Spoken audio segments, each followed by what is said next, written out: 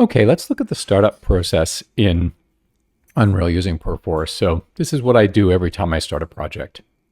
I go to I load P4V, I enter my password, I press the OK button. And that's going to load my last workspace that I was working on, which is my test project. It should be the one I want to work on right now. It's the one where I created the BPS in the last video. So that's the correct one.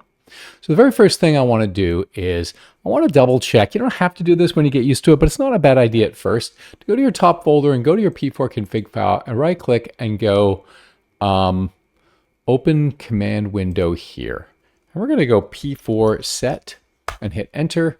And we just want to make sure that the username is correct.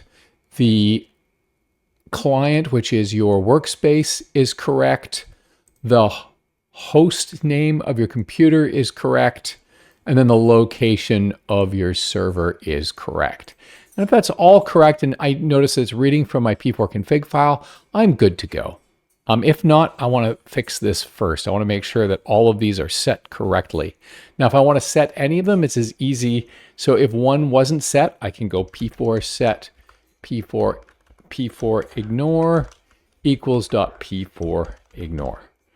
And that's how you set files. You do lowercase p4, lowercase set, and then the variable name in all caps, and then you set it to the value you want, no spaces here around the equal signs. And that's all we really need to do here. So then the next thing you need to do is you need to get latest, because I might have been working on this project in another location, or other team members have contributed to it. So I want to go to my very top folder, and I want to go get latest. And in this case, it says no files updated, but often there would be files that are updated to this folder. So I'm just going to go in and run the game.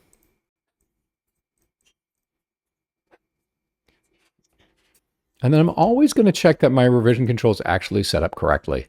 I had an issue where someone had submitted a save folder to Perforce and it was loading other people's save files. So it was saying green, but it actually wasn't connected to revision control. It was the wrong user and no one could save or check and work. So I'm just going to go in here and double check by clicking on the available workspaces and go, yep, certainly enough, it is there.